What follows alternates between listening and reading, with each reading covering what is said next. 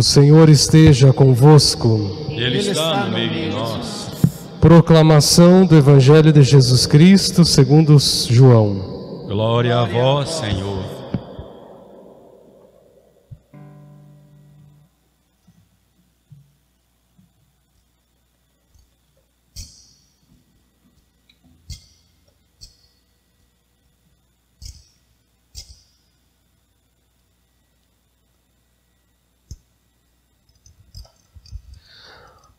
Ao anoitecer daquele dia, o primeiro da semana, estando fechadas, por medo dos judeus, as portas do lugar onde os discípulos se encontravam, Jesus entrou e, pondo-se no meio deles, disse: "A paz esteja convosco."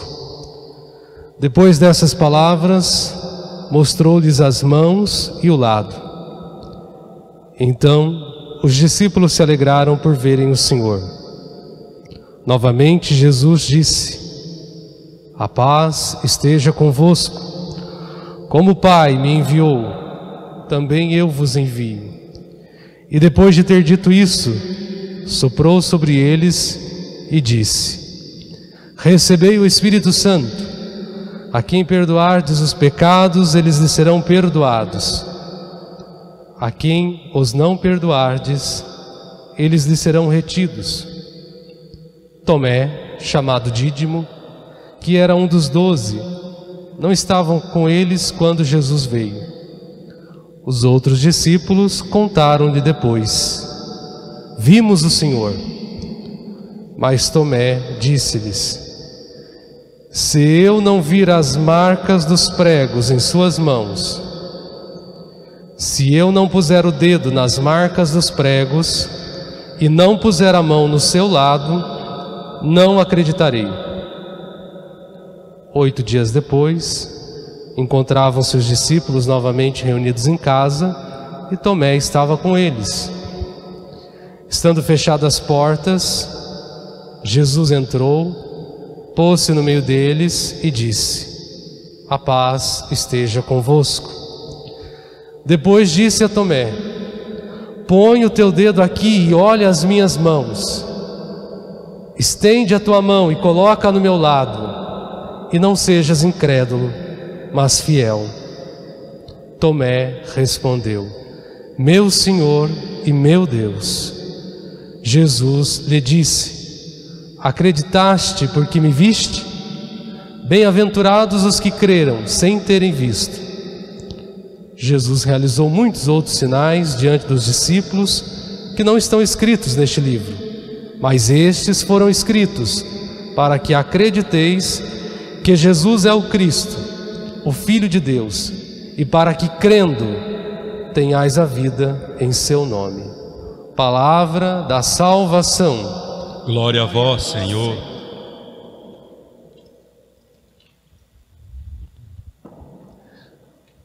Queridos padres, queridos irmãos e irmãs, quando nós lemos ou ouvimos este Evangelho, nós podemos lê-lo, escutá-lo a partir de duas perspectivas.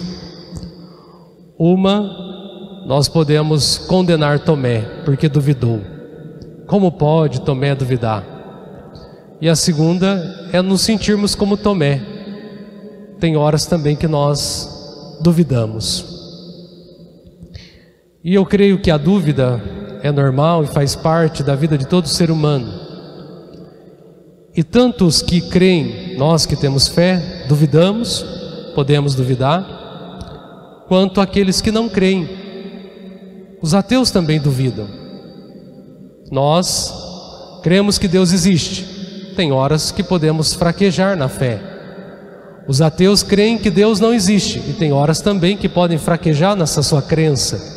Podem até mudar e se converter à fé. A dúvida permeia todos. Estamos todos lançados, jogados no mar da dúvida.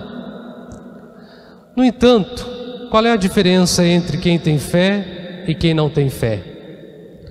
Para nós que temos fé, a fé se mostra a nós como a possibilidade de compreender a vida na sua realidade mais profunda.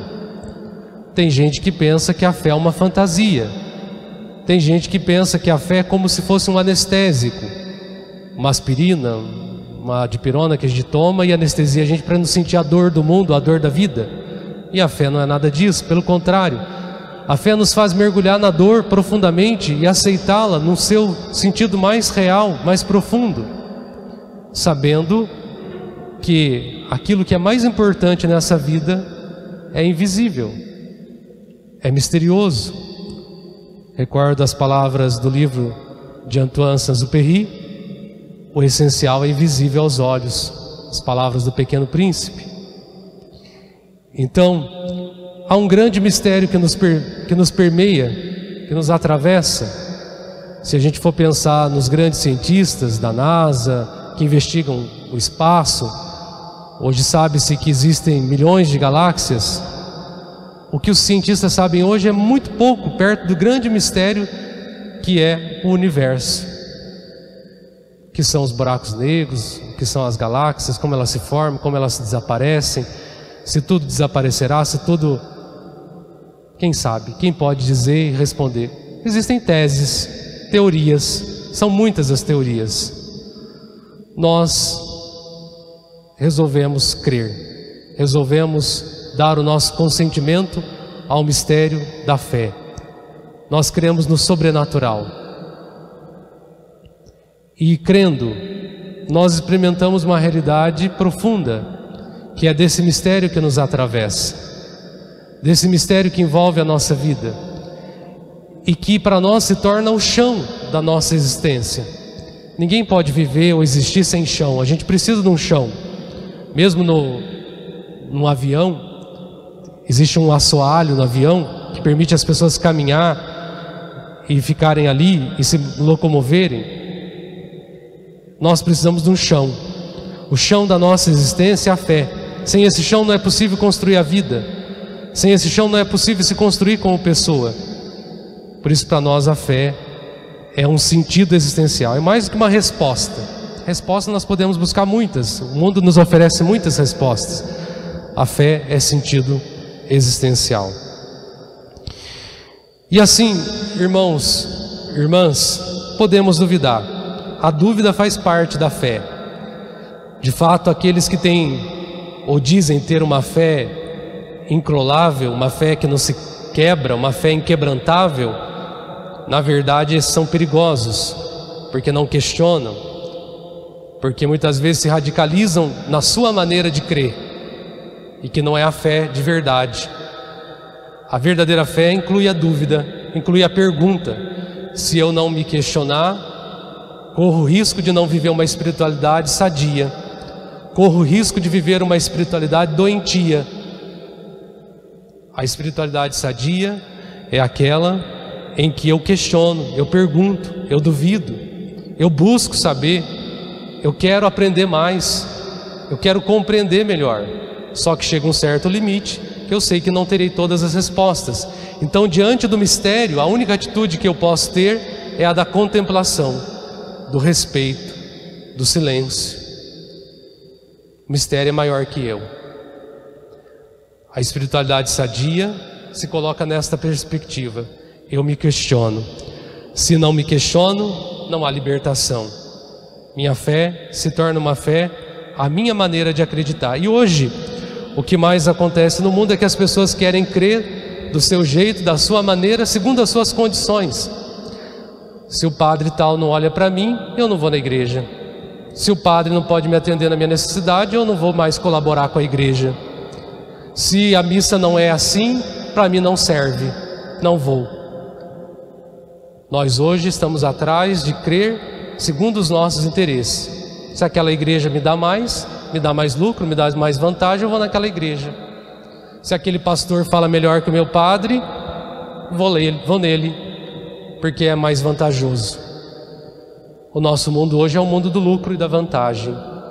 As pessoas querem tirar proveito, querem aquilo que lhes dá um retorno. Se não dá retorno, não me serve.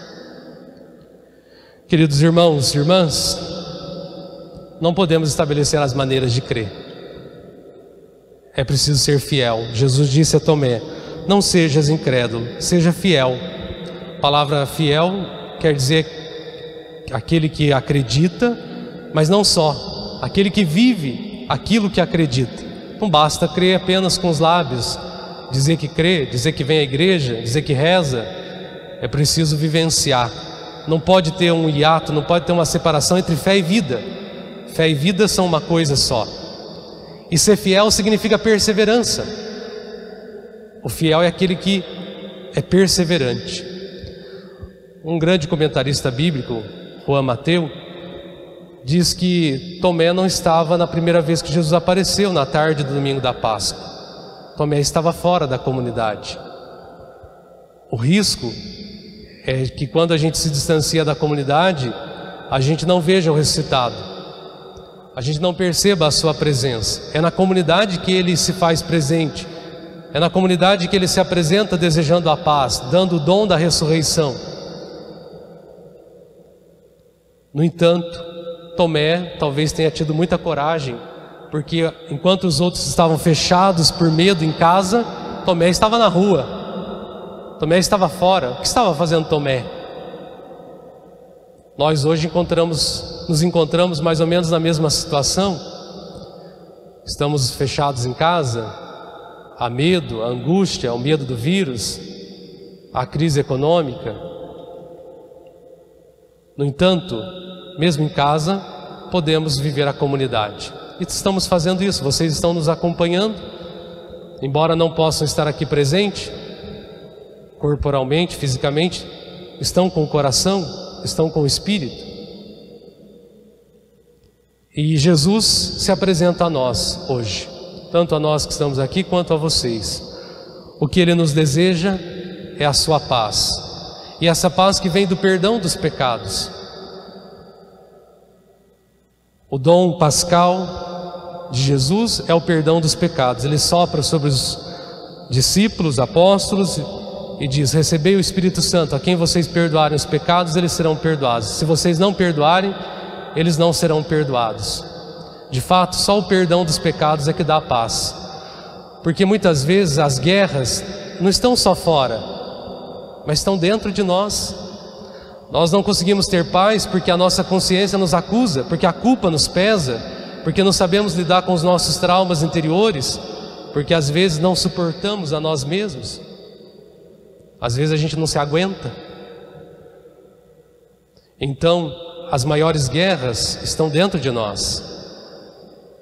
E o Jesus nos dá o perdão dos pecados através da igreja, para que haja paz dentro de nós. De fato, quando nós padres damos a absolvição, na oração a gente diz, né, que Deus possa te conceder o perdão e a paz. A paz vem pelo perdão dos pecados. Por isso Cristo confiou esse dom à sua igreja. E assim concluo, irmãos, dizendo que a liturgia de hoje, domingo da Divina Misericórdia, nos chama a atenção para três coisas. Desde a oração da coleta, a oração inicial da missa, que já pedia para que Deus nos desse a capacidade de compreender melhor o batismo que nos lavou. O batismo é a primeira condição do perdão dos pecados. Aliás, o batismo é a primeira experiência do perdão dos pecados, porque o batismo apaga o pecado original, dá o perdão do pecado original que todos nós carregamos desde o nascimento. Depois o Espírito Santo, que é a condição do perdão dos pecados. Ele é o próprio perdão dos pecados. Foi enviando o seu Espírito que Cristo concede o perdão dos pecados. E o sangue que nos redimiu. Então, batismo, a água que nos lava, a água que brota também do coração de Jesus, o Espírito que Jesus sopra sobre a humanidade quando entrega o seu Espírito na cruz, o Espírito que é a condição da salvação, e o sangue que nos redimiu, o sangue da nova e eterna aliança que nos é dado na Eucaristia. São as três expressões máximas da misericórdia de Deus. Deus nos amou profundamente, que nos quis lavar pelo batismo, santificar e perdoar pelo Espírito, e com o sangue da nova e eterna aliança, abrir para nós as portas do céu e da imortalidade. Nós conhecemos a misericórdia de Deus. Quando olhamos para a cruz de Jesus, Como Tomé, quando olhamos a sua chaga, suas mãos e pés transpassados, seu coração aberto, sua cabeça coroada de espinhos, seus olhos fechados na cruz, nós conhecemos a misericórdia de Deus. Deus nos amou, deu o seu Filho para nos salvar. E nós temos sido misericordiosos? Temos vivido esta misericórdia? O Padre Rodrigo ontem dizia para nós que a misericórdia é uma prática. Nós acolhemos a misericórdia de Deus, mas devemos praticar a misericórdia. E nós temos sido misericordiosos? Que esta pergunta possa nos ajudar a refletir durante todo este domingo, esta semana. O que podemos fazer para sermos mais, se não estamos sendo, mais, ou se estamos sendo, mais misericordiosos? Louvado seja nosso Senhor Jesus Cristo.